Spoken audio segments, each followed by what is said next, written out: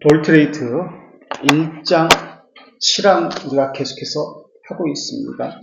돌트레이트 1장 7항 페이지 선택인데요. 46쪽에 있습니다. 선택은 1장 7항 엘렉트죠. 일렉트. 선택은 하나님의 변하지 않는 목적입니다. 세상에 기반을 세우기 전, 영원이란 뜻이죠. 그분은 순전한 은혜로 자신의 의지의 주권적인 선한 기쁨에 따라 설명했습니다. 선한 기쁨, 영원이라는 거. 청년만 원시적 상태에서 죄와 파멸로 타락했던 전 인류로부터 일부를 그리스도 안에서 구속하기로 선택했습니다. 그분은 선택한 자들의 중보자며 머리며, 중보자를 생각할 때 뭘 생각해라고 했죠?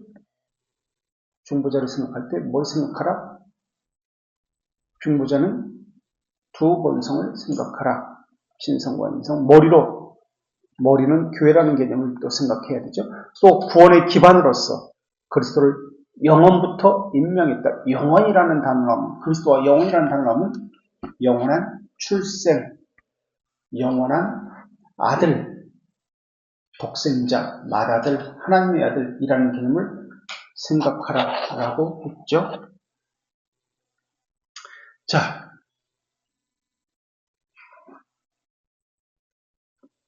우리가 참된 신자, 거짓 신자, 참된 교회, 거짓 교회는 구별하기 쉽습니다.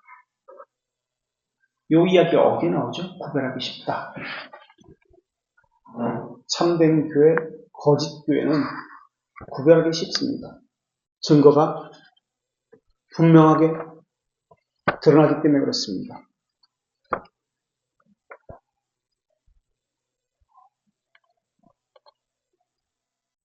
참된 교회, 거짓 교회는 어디에 나오나요? 벨지카 몇 장? 29장. 제목을 볼까요? 28페이지. 참된 교회의 표지가 무엇이고 거짓된 교회의 표지가 무엇인지 차이점을 분명히 설명하고 있습니다. 참된 교회. 교회라는 것은 성도들의 모임이니까 참된 신자, 거짓 신자의 차이점이 무엇이냐 분명히 이야기하고 있는 것이 벨지카 29장입니다. 맨 마지막 괄호 5를 보십시오. 30쪽에 이 두 교회는, 참된 교회와 거짓 교회는 쉽게 알려지고 서로 구별됩니다. 쉽게 구별할 수 있다고 나옵니다. 그죠? 쉽게 구별됩니다. 참된 신자인지 거짓된 신자인지 쉽게 구별됩니다. 참된 교회인지 거짓된 교회인지 쉽게 구별됩니다. 이렇게 나옵니다. 자, 참된 목사인지 거짓된 목사인지 구별하기 아주 쉽습니다. 무엇을 가지고 그 사람이 참된 신자인지 거짓된 신자인지, 바른 신앙을 가졌는지 잘못된 신앙을 가졌는지 무엇을 가지고 알 수 있다? 세 가지 것을 가지고 알 수 있다. 뭐죠? 아까 정윤자매가 이야기한 것이죠. 또 참된 교회의 구별은, 참된 교회의 표지가 뭐예요? 순전한 말씀의 선포, 바른 성례의 시행, 바른 권징의 시행입니다. 다시 말하면 성례에 대한 바른 개념이 있느냐 물어보십시오. 성례에 대한, 바른 성례니까 성례에 대한 개념이 있냐고 물어보십시오. 세례, 성찬 안 하는 교회 없습니다. 성례는 그것을 말하고 있지 않습니다. 바른 성례라는 개념은 그것을 어떤 개념을 가지고 있느냐를 묻고 있습니다. 참된 신자는 하나님을 경외하는 법을 배웁니다. 하나님은 택자에게 그런 심정을 주십니다. 기도의 키워드가 자녀됨이라고 했습니다. 앙자됨. 그래서 기도의 자세가 네 가지로 했습니다. 경외, 회개, 겸손, 소망입니다. 하나님의 자녀는, 참된 교회는, 참된 목사는 이 네 가지 것을 기도의 자세처럼 하나님을 경외하는 것과 회개의 삶과 자기를 부인하는 겸손의 삶과 하늘을 소망하는 삶을 삽니다. 이런 교회가 참된 교회입니다.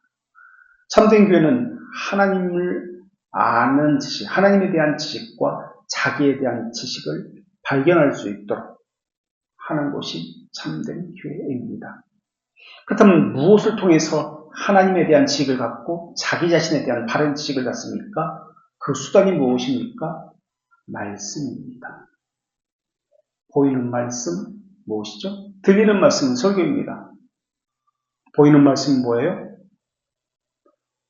보이는 말씀, 들리는 말씀은 설교고, 보이는 말씀은, 눈에 보이는 말씀은 성례, 행하는 말씀은 권징. 하나님의 말씀에 통치를 받는 7일 이야기합니다. 이 세 가지 말씀을 통해서 라틴어로 말씀은 세 가지 것이 있습니다. 또 혹시 기억나세요? 베르브는 설교이고 보챔은 하나님의 목소리, 말씀하여 이르시되 이것을 보챔이라고 이야기하고 세르모넴 명사형으로 세르모넴은 태초에 말씀이 계시니라. 요한복음에서 예수 그리스도를 이야기하죠. 그래서 이 세 가지 통해서 말씀 선포를 통해서 하나님이 믿음을 주셨다는 것을 깨닫게 하십니다. 모든 혜택을 받았다는 것을 인식하게 하십니다. 하나님이 주시는 모든 혜택을 받은 것을 우리는 은혜 받았다라고 이미 배웠습니다. 세르모넴은 예수 그리스도를 이야기하죠. 중보자 예수 그리스도 구속주에 대해서 말씀을 통해서 세르모넴에 대해서 배우게 됩니다. 그러니까 내가 잘못 알고 있었던 것, 이것을 말씀 선포를 통해서 배우고 가릴 수 있게 하십니다. 그래서 베르본을 통해서 내 안에 죄라고 한 것, 무지를 깨우치게 하고요. 죄를 책망받게 합니다. 이게 선택된 자에게 주시는 하나님의 은혜입니다. 그래서 하나님의 은혜는 죄를 책망하고 깨우칩니다. 성령께서 하시는 것은 세상에 대해서, 의에 대해서, 죄에 대해서 책망하시는 것을 하시기 때문에 그렇습니다. 그래서 참된 신자와 거짓된 신자, 참된 교회와 거짓된 교회, 참된 목사와 거짓된 목사의 차이점은 아빠, 아버지라고 부르냐, 부르지 못하냐의 차이입니다. 기도에서도 말했지만 기도의 키워드는 양자됨입니다. 자녀됨. 그렇다면 아니 거짓 신자도 아버지라고 부르면서 기도하지 않습니까? 겉으로는 이것만 가지고는 구별이 되지 않습니다. 예, 구별되지 않습니다. 그럼 뭘 가지고 구별합니까? 아버지라고 부르지만 거짓 신자는 자기를 부인하고 자기 십자가를 지고 따르지 않습니다. 아버지라고만 부릅니다. 거짓 신자입니다. 참된 신자는 아버지라고 부를 때 아버지라고 부르는 사람은 반드시 무엇이 있다? 자기를 부인하고 자기 십자가를 지고 예수 그리스도를 따릅니다. 이것이 나옵니다. 그래서 예수 그리스도를 멍에를 지지 않는 것이 거짓 신자입니다. 언제든지 훌훌 털어버립니다. 자기 유익에 따라 절대 순종하지 않습니다. 자기 이익에 합할 때만 순종합니다. 참된 신자는 예수 그리스도의 멍에를 메고 언제 어떤 상황에서든지 순종합니다. 물론 여기서도 자기 이익에 따라 순종할 수 있습니다. 그래서 이것에 대해서 알 수 있는 가장 좋은 길은 확실하게 구별할 수 있는 것은 성례입니다. 하나님은 선택된 자에게 확실성을 먼저 베풉니다. 하나님은 믿음을 주실 때 어떤 믿음을 주신다고요? 선택된 자에게? 어떤 믿음을 주시죠? 올바른 믿음. 그렇죠? 우리 칼빈 이야기했는데. 하나님의 올바른 믿음을 받은 사람은 어떤 믿음을 받는다고요? 우리 김칼빈 씨. 어떤 믿음을 받아요? 하나님의 올바른 믿음을 받은 사람은? 참된 믿음을 받은 사람은 어떤 믿음을 열매로 맺지요? 벤지카 24장에서 거룩한 믿음을 열매로 맺습니다. 거룩한 삶을 살기 때문에 거룩한 믿음이라고 부릅니다. 하나님은 선택된 자에게 확실성을 먼저 베푸십니다. 이게 영원이라는 개념이고 하나님의 측면입니다. 믿음은 하나님의 측면입니다. 사람이 알 수가 없어요. 중생은 하나님의 측면이기 때문에 비밀적 중생이라고 합니다. 사람이 알 수가 없습니다. 하나님의 확실성을 받는 것, 하나님의 측면인데 하나님의 확실성을 받은 사람은 하나님의 말씀이 들려질 때, 들을 때 고민이 생깁니다. 갈등이 생깁니다. 자기 죄에 대해서 고민이 생기고 자기가 알고 있었던 것에 대해서 고민이 생기고 왜? 하나님 확실성을 주셨기 때문에 그렇습니다. 이것이 확실한가? 고민하기 시작합니다. 하나님 주신 확실성을 가지고. 그래서 하나님의 택자는 확실성을 하나님으로부터 받았기 때문에 하나님에 대해서 배우려고 합니다. 어떤 것이 확실한 것이지? 어떤 것이 진짜이지? 그래서 배우려고 합니다. 갈급하게 되어 있습니다. 그래서 하나님에 대해서 교리를 배움으로써 확신에 이르게 됩니다. 왜 확신이 없습니까? 아까 나눔 통해서도 나는 확신이 없고 흔들립니다. 라고 이야기하는 것을 많이 들었습니다. 우리 대부분이 그럴 거예요. 왜 확신이 없고 흔들립니까? 그 이야기는 교리에 대해서 모릅니다. 배우지 않았습니다. 라는 말입니다. 하나님은 확실성을 주셨습니다. 확신은 사람의 측면이고 확실성은 하나님의 측면입니다. 영원이라는 측면입니다. 확실성을 영원에서 주셨는데 확신은 사람의 측면이니까 시간의 측면입니다. 시간에 관한 것이기 때문에 시간 속에서 붙들 수밖에 없는 것이 확신입니다. 시간 속에 나타나는 것이 확신입니다.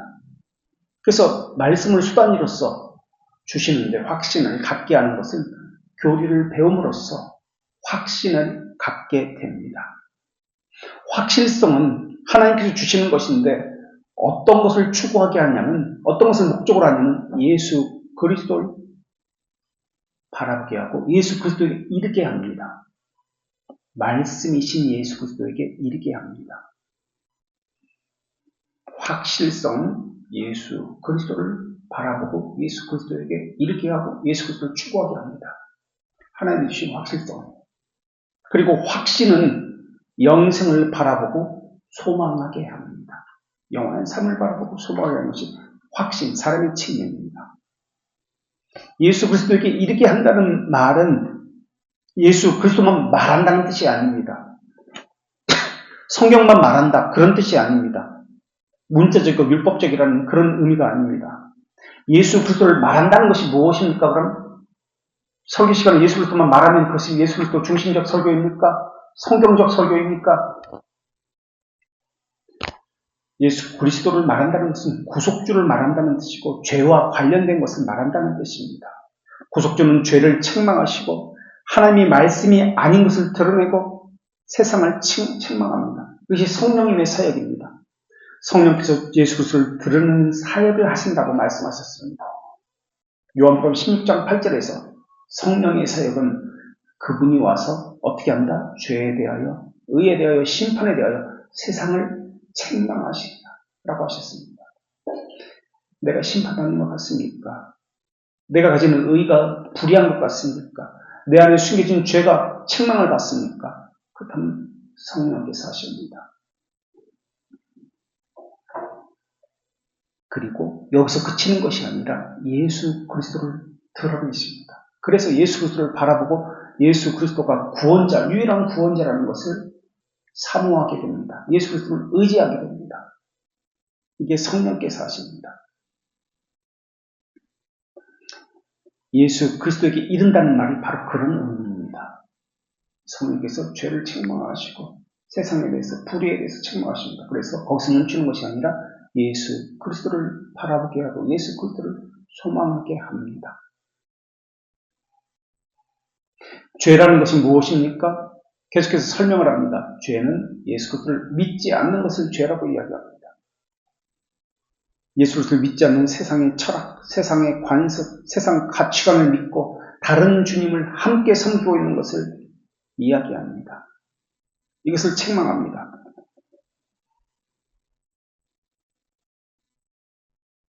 예수 그리스도 중심이라는 말의 의미는 예수 그리스도만 말한다는 뜻이 아니라 예수 그리스도를 믿지 못하도록 하는 죄, 세상을 책망한다는 말을 포함하고 있습니다.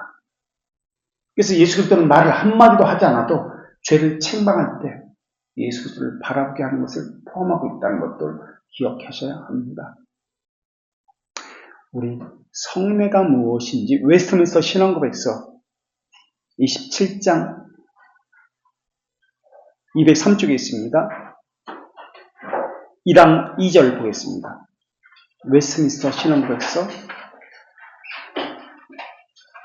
27장 1랑 2절 203쪽 2절 성례는 예수 그리스도의 모든 혜택을 상징하는 것이 성례입니다.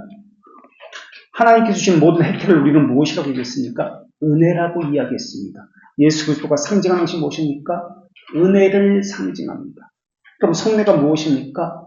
은혜를 상징합니다. 2절 한번 읽어볼게요.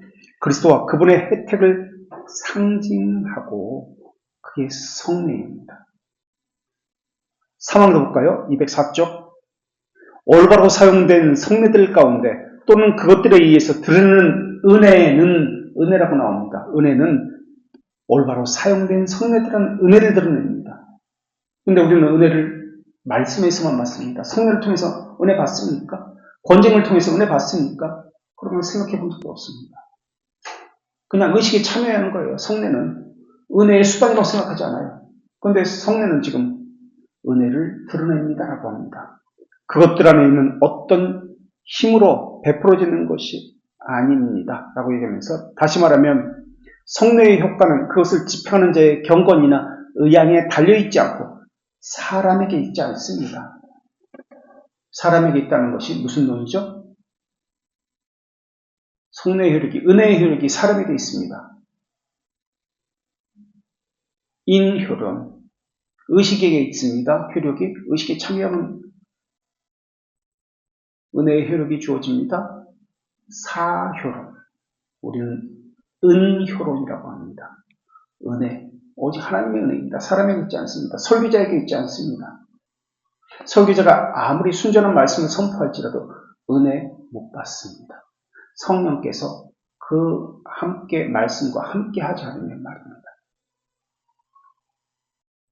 오직 성령의 사역, 제도의 말씀에 달려있다라고 했습니다.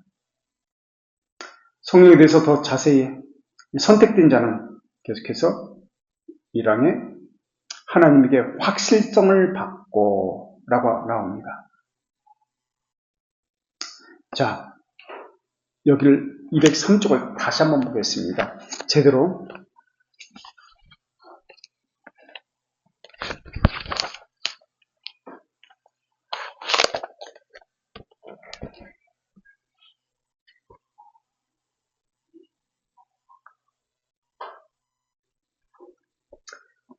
처음부터 읽어볼게요. 성례는 203쪽 처음부터 성례는 은혜 언약의 거룩한 표징입니다.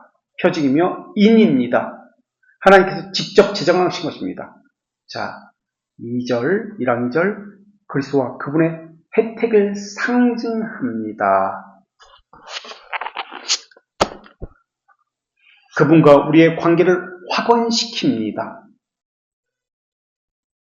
이뿐 아니라 교회에 속한 자들과 세상에 속한 자들 가운데 참된 신자, 거짓된 신자, 세상에 속한 자들 가시적인 상이점을 나타납니다. 참된 신자와 거짓된 신자를 구별하는 표가 무엇입니까? 성례입니다. 그게 나오잖아요. 그분의 말씀을 따라 그리스도 안에서 하나님께 예배하도록 진지하게 격려합니다. 그것이 성례입니다. 이양 성례 때마다 영적 관계 또는 성례적 연합이 표징과 표징된 것 사이에 존재합니다. 물질은 성찬을 이야기할 때 물질, 포도주와 떡은 물질입니다. 그것이 말하고자 하는 표징된 것을 찾아야 합니다. 표징된 것을 찾지 못하면 죄를 먹고 마시는 것이고 문자에 그치는 것입니다. 표징된 것, 성례가 일어날 때 표징은 전자의 이름과 효과는 표징된 것에 기인합니다.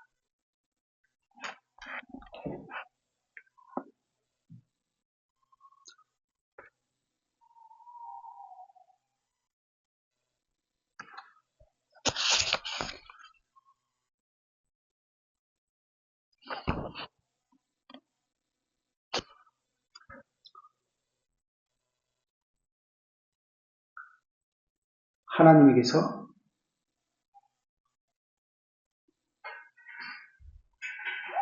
논리적으로 설명을 해보면 하나님께서 확실성을 받습니다. 하나님께서 부어주시는 확실성을 받습니다. 우리가 하도 오래전에 지금 중간에 끊겨가지고 확실성과 확신, certainty, assurance 이거 기억나세요?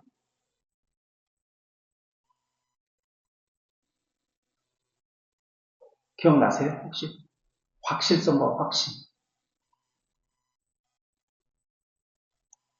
자, 하나님이 주시는 확실성을 받은 사람은 말씀 선포를 듣고 두 번째, 확실성이 주어집니다. 하나님부터. 두 번째, 말씀을 수단으로, 말씀 선포를 수단으로 말씀을 듣습니다. 세 번째, 하나님에 대해서 말씀 선포를 듣고 갈급함이 이미 부어졌기 때문에 배우기를 힘쓰게 됩니다. 왜?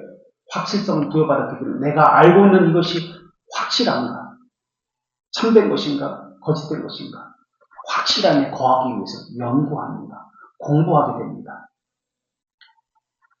그런 다음에 교리를 배움을 통해서 확신을 가지게 되면 네 번째, 확신 가운데 거하고 흔들리지 않게 됩니다.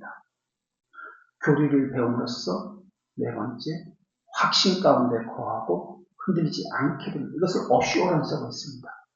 그리고 다섯 번째, 확신 가운데 거하는데 세상에서 죄에 대해서 사탄의 악의 삼총차가 계속해서 시간 속에서 우리의 확신을 흔들립니다. 하나님 주시는 확실성은 변하지 않는데 우리가 가지는 확신은 사람의 측면에서, 시간이라는 측면에서 여러 가지 흔들리게 되어 있습니다. 그래서 사탄, 악의 삼총사, 죄, 우리 안에 있는 죄, 욕심, 세상, 사탄에 의해서 시간에서 가지고 있던 확신을 계속 흔들립니다. 그렇다면 우리의 확신, 내가 하나님의 자녀가 맞아? 내가 중생된 게 맞아? 흔들릴 때 어떻게 해야 됩니까? 교리를 배워야 합니다. 더더욱 교리를 살펴야 합니다. 이것이 확신을 갖게 합니다. 확신을 흔들릴 때 그래서 확신이 흔들리면 계속해서 흔들리면 어떻게 되면 무지로 확신이 마비가 됩니다. 우리의 눈이 가려집니다. 눈이 가려지고 무지 가운데 거하게 되고 우리의 확신이 마비가 됩니다. 이때 드는 생각은 난 벌받았어. 하나님의 자녀가 아니야. 그러면서 일곱 번째 어떻게 되냐면 그리스도께서 주시는 모든 혜택, 은혜를 받지 못합니다. 은혜가 없습니다. 말씀이 안 들립니다. 그 다음 여덟 번째, 은혜가 없으니까 예수 그리스도와의 모든 교제가 끊겨버립니다. 예수 그리스도의 모든 교제가 끊어버리고 아홉 번째, 말씀에 대한 갈급함도 사라져버립니다. 열 번째, 그래서 형식적이고 위선됩니다. 율법적입니다. 죄에 대해서 감지하지 못합니다. 그래서 11번째, 연구가 없습니다. 말씀 배우기를 싫어합니다. 확신도 사라졌고 무지가 눈을 가렸기 때문에 알고 싶지 않습니다. 그래서 12번째, 하나님에 대해서 멀어지고 알고 싶어 하지 않습니다. 그저 자신의 죄된 양심을 보호하고 싶어집니다. 그래서 거짓된 자로, 확신이 사라진 자로, 예수도와 교제가 끊어진 자로, 은혜의 혜택을 받지 못하는 자로서 공부하지 않습니다. 그리고 영생의 소망이 희미해집니다. 그리고 자녀됨도 희미해집니다. 어쩌면 사라질지도 모르겠습니다. 그래서 기도도 사라집니다. 기도의 키워드는 자녀됨이 있다는 것입니다. 이게 논리적인 순서예요. 지금까지 했던. 그래서 한다 할지라도 형식적입니다. 자기 의를 위한, 자기 필요를 위한 기도만 합니다. 기도를 한다 해도 기도의 네 가지 자세가 결여되어 있습니다. 자기를 돌아보지 않습니다. 영혼에서 예수 그리스도 안에서 이루어진 선택은 제1원인입니다. 중보자와 관련해서 속죄주, 구원주가 시간을 내서 드러나는 것은 제2원인입니다. 죄를 책망하고 영생에 이르는 목적으로 세상을 심판하고 책망하시고 제3원리로 믿음으로써 역사합니다. 죄를 책망하는 것, 심판하게 하시는 건 성령님의 사역인데 묵상할 때 연구하라고 한 것이 그런 이유 때문에 그렇습니다. 하나님의 확실성을 부어주신 것을 우리가 확신 가운데 붙들게 하기 위해서입니다. 확실성이 부어진 사람은 연구하게 되어 있어요. 내가 가진 이것이 맞나 틀리나 살피기 위해서만입니다. 사실 그것은 억지로 나타나는 것이 아니에요. 알고 싶은 것은 하나님이 심해주는 확실성 때문에 그 확실성 안에 머물고자 하는 경향성이 있기 때문에 이것이 택자에게 나타나는 거예요. 영생은 선물로 주어지는데 이것이 귀결로 나타납니다. 그래서 이런 논리가 하나님의 언약에 기초하기 때문에 이것을 언약 신학이라고 이야기합니다. 그래서 선택 예정은 언약 신학의 불가분의 관계입니다. 이것을 우리는 은혜 언약이라고 이야기합니다. 이 은혜 언약을 다른 말로 뭐라고도 이야기하죠? 웨스트민스터에서는 이것을 은혜 언약이라고 이야기하는데 세 가지 일치신조에서는 이것을 뭐라고 이야기하죠? 은혜 언약 말고 같은 말로써 하나님의 자비하심이라고 이야기합니다. 성경에는 금요일날 이야기한 것처럼 하나님의 인자하심과 무엇이 함께 있다고요? 그 앞에 선하심과 인자하심이 정녕 나를 따르니 시편 23편 6절과 시편 136편 1절 등등의 수없이 선하심과 인자하심을 찬양한다. 영원하다. 라는 말씀이 나옵니다. 선하심이 의미하는 것이 무엇이죠? 하나님의 선하심이 말하고자 하는 것은 반복을 안 해도 되는데 금요일에 안 나온 사람들 때문에 안 나온 사람들이 더 많기 때문에 반복을 하는 거예요. 그 시간 낭비야 지금. 이거는 솔직히. 그죠? 선하심이 의미하는 건 무엇이에요? 미나 뭐예요? 선하심과 인자하심이 정녕 나를 따르니 시편 23편 6절 선하심과 인자하심이 영원하리로다. 구약성경은 선하심과 인자하심이 항상 같이 나와요. 출애굽기 34장 6절도 마찬가지고요. 선하심과 인자하심, 선하심이 말하고자 하는 것이 뭐예요? 하나님의 선하심이 말하고자 하는 것이 무엇이에요? 네? 금요일날 얘기한 거. 뭐였지? 인정. 또 언제 선하심이 자기를 계시함으로써 하나님의 선하심이 나타났죠? 창조시에. 그래서 선하신 하나님이라고 할 때 이것은 창조주 하나님을 이야기합니다. 창조주 하나님은 하나님께서 보시기에 좋았더라라고 할 때 그것이 토부예요. 토부. 선이라는 단어입니다. 선하심이 충만하게 드러났다. 라는 뜻으로 선하신 하나님, 창조주 하나님을 이야기할 때 선하신 하나님이라고 이야기합니다. 그래서 시편이나 구약성에서는 선하신 하나님이 창조주 하나님을 이야기하는 표현으로 나타납니다. 창조주 하나님은 또한 버려두시는 것이 아니라 창조 후에 보존주 하나님, 통치주 하나님, 섭리주 하나님으로 나타납니다. 다스리고 보호하시고 인도하시기 때문에 그렇습니다. 그래서 섭리주 하나님이라는 말도 같은 의미입니다. 그런데 이 섭리주 하나님이라는 말의 의미가 다스리고 통치하신다는 이 의미가 예언서, 선지서에서는 어떤 단어로 표현되어 있죠? 어떤 단어로 표현하고 있죠? 우리가 학계도 하고 말라기도 하고 했는데 자주 나와요. 이사야, 예레미야에도 이 단어가 많이 나옵니다. 시편이나 이쪽 율법서에서는 선하신 하나님, 인자하신 하나님으로 같이 나오지만 선지서 가면은 이런 호칭이 나오지 않고 다른 말로 나옵니다. 이것이 뭐죠? 그래. 만군의 여호와죠. 이게 선지주라는 뜻이에요. 그래서 선지서에는 만군의 여호와 하나님이라고 나옵니다. 그런데 보세요. 만군의 여호와 하나님, 꼭 여호와 하나님이라고 붙입니다. 왜 같은 호칭을 두 번 붙일까요? 이것도 이유가 있습니다. 만군의 여호와 하나님. 자, 섭리주, 통치주, 보존주, 또 창조주, 선하신 하나님이라는 개념을 설명하기 위해서 선하신 하나님을 이야기합니다. 그 다음에 나오는 단어가 선하신 하나님은 아버지라는 뜻입니다. 아버지, 인도주, 아버지, 창조주라는 개념이죠. 보존주라는 개념이죠. 아버지.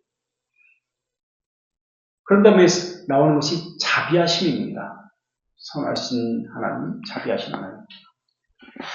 정녕 나를 따르니 시편 23편 6절에서 선하심과 인자하심이 정녕 나를 따르니 인자하심이 나오죠. 인자하심은 자비하심인데 신약에서는 이것은 사랑이라는 단어로 표현됩니다. 그렇다면 이 인자하심이 말하고 있는 것은 무엇이죠? 인자하심이 오래 참으시고 인내하시고 자비로우시며 노하기를 더디하시고 출애굽기 34장 6절에서 자비로우시고 노하기를 더디하시고 인내하시고 진실하시고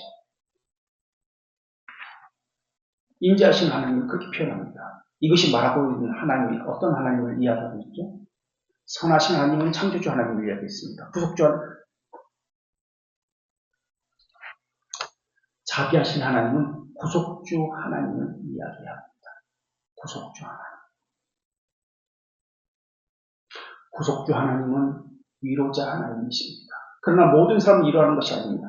하나님의 자녀는 위로하지만 보호하고 지키시고 그렇지만 유기된 자에게는 심판주이십니다.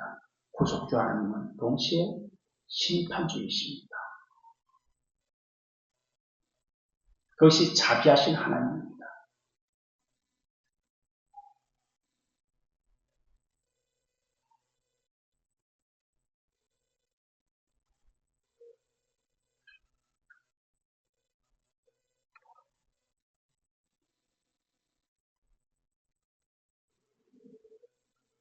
자, 그래서 하나님의 자비하심이 나타났다고 할 때 이것은 구속주 하나님을 이야기합니다. 구속주 하나님은 아까 아침에 보았지만 요한계시록 1장 7절 8절에서 여호와라는 개념으로서 예수님을 설명합니다. 여호와라는 호칭. 그래서 하나님은 엘로힘, 천지를 창조한 하나님은 여호와께서 천지를 창조하셨습니까? 창세기 1장 1절에 어떻게 시작합니까? 하나님이 천지를 창조했습니까? 여호와가 천지를 창조했습니까? 하나님이 천지를 창조했습니까? 여호와가 천지를 창조했습니까? 뭐로 나오죠?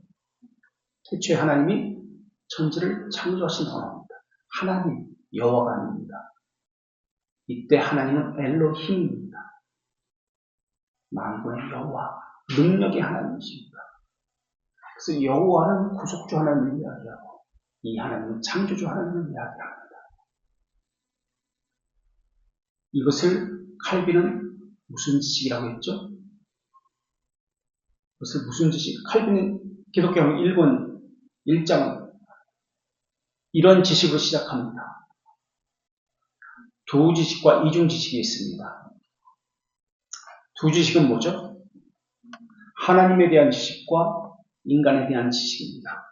두 지식. 이중 지식은 뭐죠? 창조주 하나님에 대한 지식과 구속주 하나님에 대한 지식입니다. 이것부터 기독교가 시작됩니다. 성경도 마찬가지입니다. 창조주 하나님과 구속주 하나님에 대한 지식으로 이루어져 있습니다. 자, 그래서 하나님의 자비하심이 벨지카에서 하이델베르크에서 돌트레이트에서는 하나님의 자비하심이라고 표현되고 있고 웨스트민스터 표준문서에서는 이것은 은혜 언약이라고 표현됩니다. 은혜 언약이 말하고자 하는 것은 구속주 하나님입니다. 하나님이 자비하심이 말하고자 하는 것은 구속주 하나님이십니다.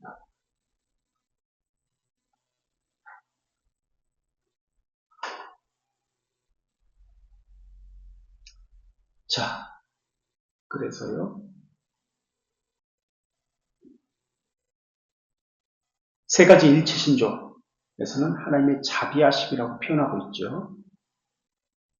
죄를 책망하지 말라, 세상을 책망하지 말라. 이런 것은 독버리와 같은 아레미스주의 사상입니다.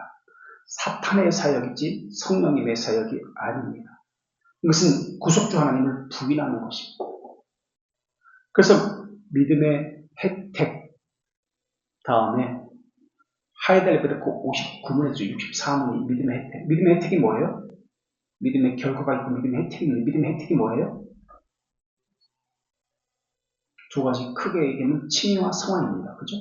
칭의와 성화를 하이델베르크 59문부터 64문까지 설명을 하고 그 다음에 나오는 것이 교회가 행하는 사역이 그러니까 교회가 행하는 사역이 무엇인지를 설명하고 54문부터 58문까지 교회가 행하는 사역이 무엇인지 설명합니다. 그 다음에 믿음의 혜택에 대해서 교회에서는 믿음의 사역을 하잖아요. 믿음의 혜택에 대해서 59문부터 64문까지 설명을 합니다. 그리고 그 전에 하이델베르크 24문에서 53문까지 믿음의 항목이 무엇인지를 설명합니다. 그러니까 하이델베르크 순서를 보면은 믿음의 항목 23문부터 53문 설명하고 54문부터 58문 교회가 행하는 사역 설명하고 59문부터 63문 믿음의 혜택 교회에서는 믿음의 혜택과 관련된 사역을 하기 때문에 믿음의 혜택에 대해서 59문부터 64문까지 나옵니다.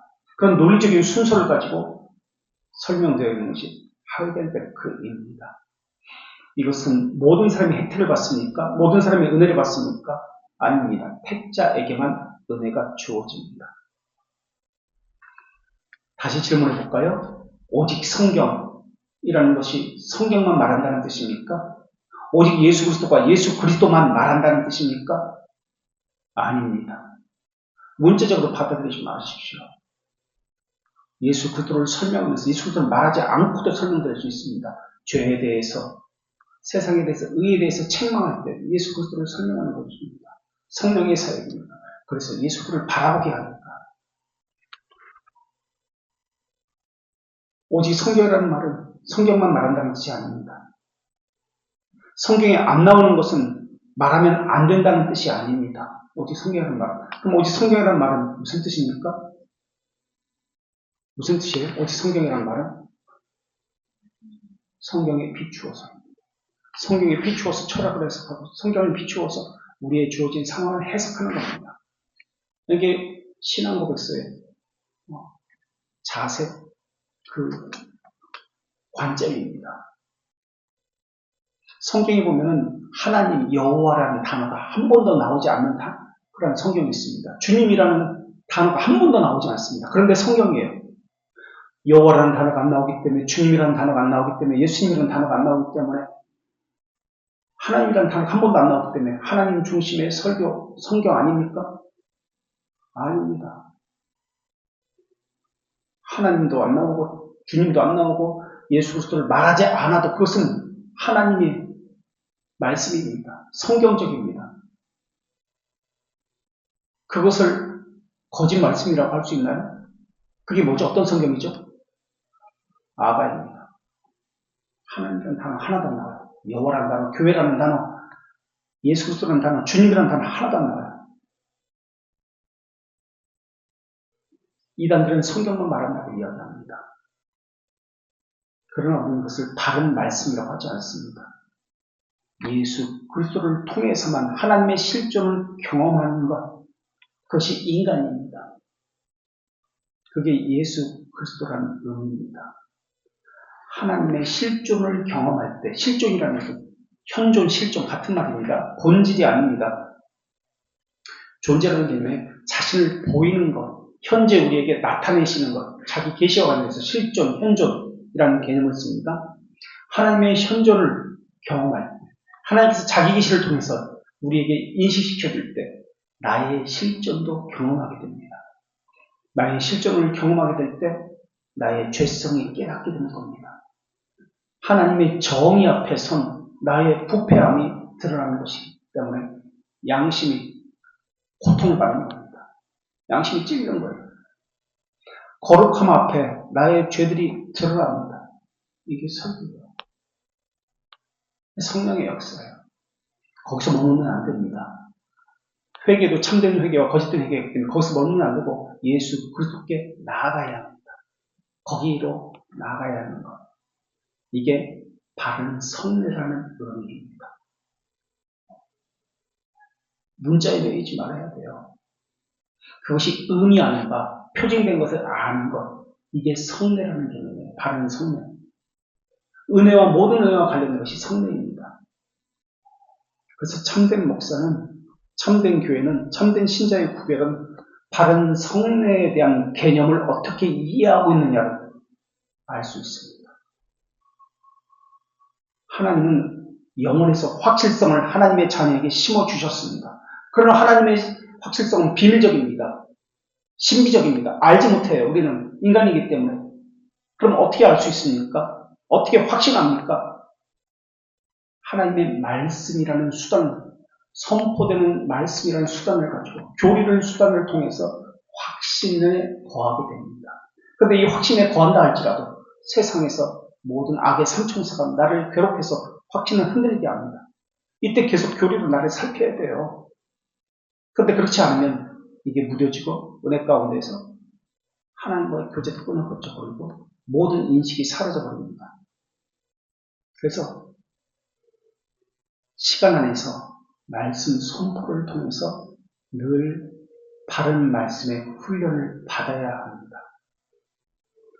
선택의 정의는 우리 웨스트민스터 신앙백서 3장 5항 156쪽 가보겠습니다. 156쪽 3장 5항 선택의 정의는 하나님의 영원 불변한 목적입니다. 하나님께서 영원히 선택했다면 그 사람은 영원히 영생으로 인도함을 받습니다. 내가 아무리 하나님 앞에 잘못된 짓을 한다 할지라도. 자, 3장 5항 156쪽. 하나님은 세상에 기반을 놓기 전에 영원이라는 뜻입니다. 자신의 영원하고 불변적 목적에 따라 또 비밀적 방침을 따라 자신의 의지의 선한 기쁨에 따라 영생에 이르도록 예정된 인류를 그리스도 안에서 선택하셔서 영원한 영광에 이르도록 선택하셨습니다. 여기 선택의 목적이 나옵니다. 선택의 목적이 무엇이죠? 왜 우리를 선택했죠? 영생에 이르도록 하기 위해서. 어떻게 택자가 영생에 이르게 됩니까? 두 가지를 통해서 영생에 이르게 되는데 죄들의 용서와 의의 전가를 통해서입니다. 죄들의 용서와 의의 전가를 통해서입니다. 하이델베르크 56문 보겠습니다. 117쪽 117 하이델베르크 56문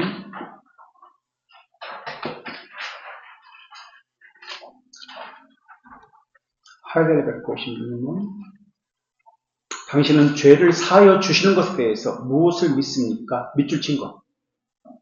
그리스도의 만족으로 나의 부패성이나 나의 죄를 더 이상 기억하지 않을 것입니다. 나의 부패성과 죄를 더 이상 기억하지 않습니다. 무엇 때문에? 예수 그리스도의 만족으로. 우리는 늘 우리 죄를 기억합니다. 그러나 하나님은 그리스도의 만족으로 접붙여진 사람의 죄를, 부패성을 기억하지 않습니다. 그리고 두 번째, 내가 하나님의 법정 앞에서 절대 정죄받지 않게 하려고 그리스도의 공의를 나에게 넘치는 은혜로 전가할 것입니다. 그래서 예수 그리스도께는 하나님의 정의를 만족시켰고 우리는 예수 그리스도의 공의를 받았습니다. 예수님의 공의를 받은 것, 라이처스니 있습니다. 이것을 하이델베르크 육신문을 보겠습니다. 119쪽. 육신문 119쪽. 예수 그리스도의 은혜로 완전한 만족과 그리스도의 공의, 라이처스니스와 거룩을 나에게 베풀고 전가시켰습니다라고 나옵니다. 이런 이들을 교회로 불러 모으시는 겁니다. 그래서 교회로 불러 모으셔서 교리를 통해서 훈련받게 하시고 견인을 하게 하시는 겁니다. 참고 견디게 하십니다. 상황에 따라 움직이지 않게 하십니다. 이것이 바로 하나님의 주권적 방침이고 계획입니다. 그래서 하나님에 대한 지식, 그리고 이중지식, 그러니까 구속주 하나님과 창조주 하나님에 대한 지식, 그리고 하나님에 대한 지식과 나에 대한 지식, 두 지식이 믿음이라고 이야기합니다. 하나님께서 영원한 의지와 방침을 우리에게 주셨습니다. 그것을 수용하는 것이 믿음입니다. 그런데 아르미스주의자들은 우리 이 62쪽 밑줄 친 보실래요? 62쪽 561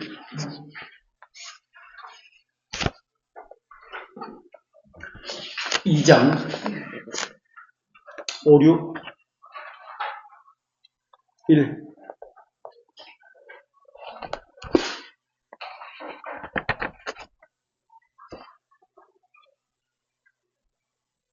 밑줄 친 부분. 아르미스주의자들은 밑줄 친 것. 어떤 일을 구원하려는 확실하고 뚜렷한 계획 없이라고 이야기합니다. 하나님 계획 없었다는 거예요. 우리를 향해서. 아르미스주의자들의 주장입니다.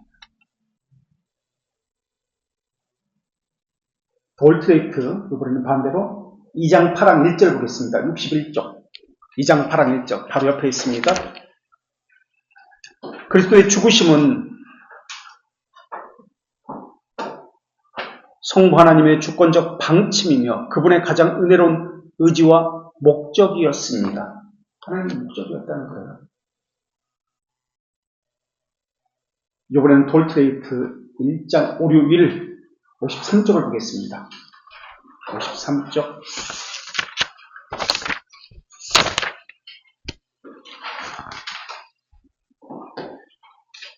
53쪽 561 돌트레이트 1장 561 그릇된 자들이 이게 아르미스파가 가르치는 것은 믿을 자와 믿음과 신앙적 순종을 견딜 자들을 구원하려는 하나님의 의지는 구원에 이르는 선택에 대한 온전하고 완전한 작정이고 이런 작정이요 그 어떤 것도 하나님의 말씀에 계시되지 않았습니다.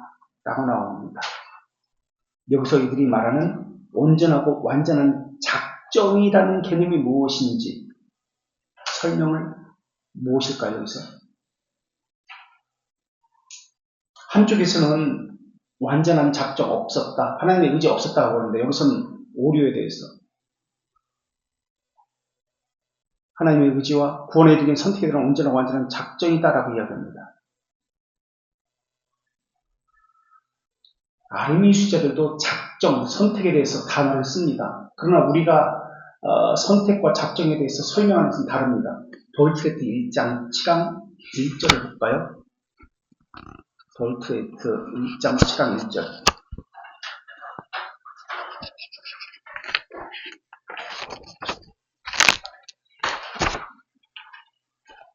지금 우리 하고 있는 이 1장 7항 선택에 대해서 1절에 같은 단어, 선택, 작정이라는 단어를 사용합니다.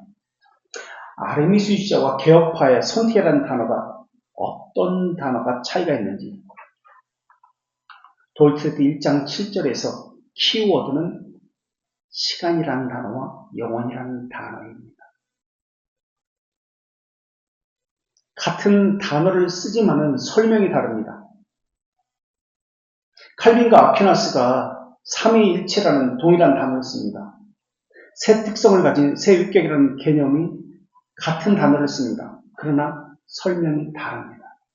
아퀴나스는 신플라톤주의의 철학에 의해서 발출, 유출이라는 개념으로 새 율격을 설명합니다. 그런데 칼빈은 질서, 경륜이라는 개념으로 이 삼위일체를 설명합니다. 그러니까 신플라톤주는 플로티누스의 철학인데 성부 하나님에게서 유출되어서 발출되어서 성자 하나님이 나왔다라는 개념으로 아들이라는 개념을 씁니다. 선후가 있다는 개념이에요. 이게 시간 개념이에요. 그러나 이게 아르미스주의자인데 우리는 돌트레드 1장에서 선택과 예정이라는 개념을 영원이라는 개념으로 설명합니다. 그래서 돌트레드 1장 7절에서는 변하지 않는 목적이 선택입니다라고 합니다. 그러나 아르미스주의자는 선택을 시간이라는 개념에서 설명하기 때문에 변한다라고 설명합니다. 그래서 세상에 기반을 세우기 전이다, 선한 기쁨이다, 원시적 상태다, 영원이다 라는 단어를 씁니다. 이것을 돌트레드 2장 8항에서는 하나님의 의지다 라고 이야기합니다. 그래서 하나님의 선택은 불변합니다. 영원합니다 라고 이야기합니다. 사람의 행위를 고려하지 않습니다 라고 이야기합니다. 영원한 선택을 하나님의 선한 기쁨이다 라고 표현합니다. 돌트레드 1장 19절 2항을 가볼까요? 1장 15항 2절 밑줄 친 거 1장 15항 2절 선한 기쁨입니다. 선한 기쁨이라는 단어는 영원이라는 뜻입니다.